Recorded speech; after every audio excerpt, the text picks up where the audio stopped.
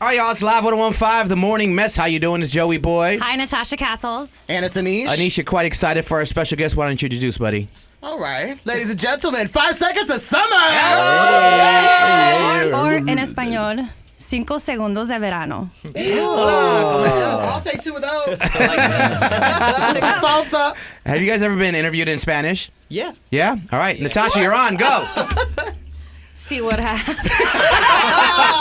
Oh, now you get shy because the fellas are I here. have to prepare. I don't think in Spanish, so I have to really think about it. I can Okay. speak it fluently.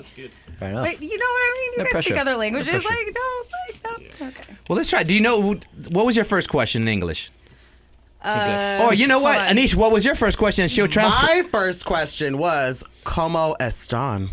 Oh, we're doing good. We're doing good. Damn. No. What was your first question? That way she How can are translate. you? We're doing, We're doing good. We're doing good. Yeah. Fantastic. We got a show we're playing tonight here in Phoenix, Arizona, so we're pretty stoked. Yeah. So the album Youngbloods is available for pre-order now. How excited are you guys about it coming out? Oh, it feels really good.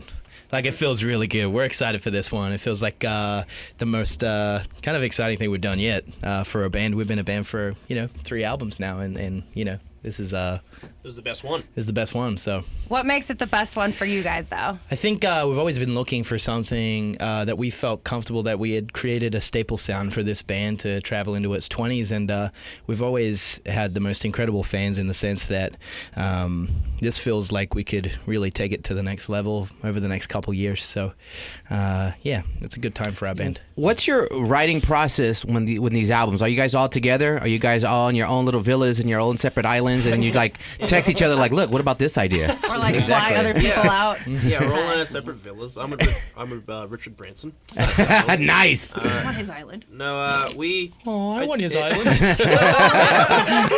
We'll trade next album. It kind of depends. I mean, sometimes one of us come with an idea, whether it's like a chord thing or a lyrical thing or something you have to get off first with one chord. Hey guys, I got this G. And sometimes someone will come with like, I got to get this off my chest or whatever. And sometimes you have nothing and you kind of just mess around and then something will come out of it. A lot of the times, unless you have something specific you want to write about, then it'll just be messing around like with chords, and then a word will pop up out of something you're mumbling, and then you'll run with that. On this album, I found paying attention even more to how the other members of this band are doing and what they kind of needed to sing about as well. I found a lot of inspiration in that too. When we were writing lyrics and stuff, it was a crucial part, when you're in a band of books that you've only read the first chapter of. So Right. it's an interesting thing.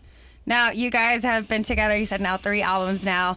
What are some of the growing pains that you guys went through as a group for this one particular album? Definitely being in the public eye when you're 16 years old. Yeah, acne looks horrible in high def. Everyone has phones. You can zoom in on Instagram now. Growing pains are like, you're going to deal with all these things naturally as you're growing into adulthood anyway, but I think it's just A lot different for you guys, though. I guess so, yeah, but we attempt not to talk in a way that it's too different, because otherwise you start to feel like a little alien.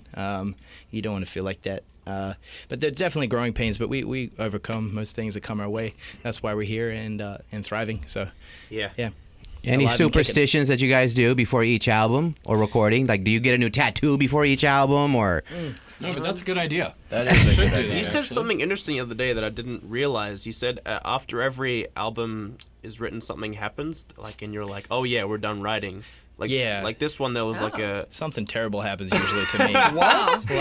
Like the second album, the house we made it in burnt down. Yeah. Around the time that What? this album, I crashed my car.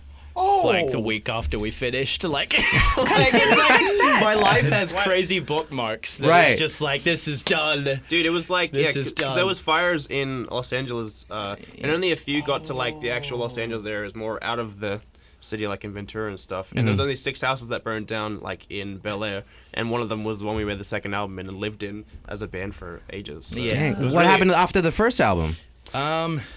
I mean, obviously there was a lot of things happened, but I guess it's a bit blurred then. it's kind of blurry. I don't really remember. You don't remember? It was kind of a blur. Not in a drinking way. I just meant it was everything was black. No. Like a lot I happened. understand that way, too. It's Yeah. okay. It was. Yeah. It was. excusable. Was it because we talked to a lot of groups when we're in radio rooms or what have you? Was it an overnight thing when that first album dropped? Oh man, it was like we had an incredible fan base in Australia when we started out, and we reached a level we're playing like 1,000 people a night or whatever, and it felt super exciting for us. We felt like Australia hadn't really had a band like us in a while. We really looked up to U.S. bands like Blink and stuff like that. Right. But we looked up to a lot of other bands. Like we were heavily influenced by classic rock, but also like modern rock as well. Right. But we got the opportunity to move to the UK and start again, so we took it.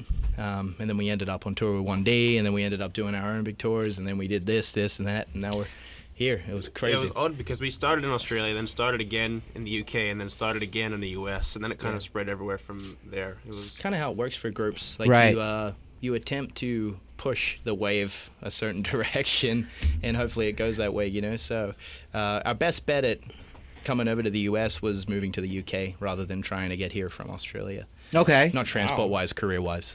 Was there, if you're just tuning in, it's The Morning Mess with 5 Seconds of Summer in studio, was there a moment when you guys were all together and you're just smiling like, we've made it? Was there a gig or someone that you performed with that you're like, yo, we've really, really killed it. We've made it. There's times where you've been like, this is like insane and like this is incredible, but not.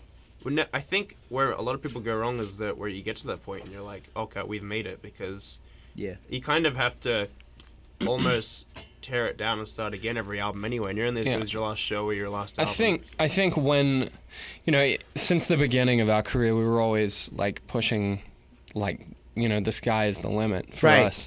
And I think that, I don't know how it happened, but since day one, complacency has been the enemy for us. Oh, totally, yeah. And it's always just been about like surpassing every milestone that you've made before. And I think that, it's hard for us to like just slow down and like be like, this is it, we've done our job, because it's always like, all right, this is great, how do we do better, Yeah, a radio vet, Bruce St. James, he's told me in radio, and it probably applies to you guys, there's no finish line.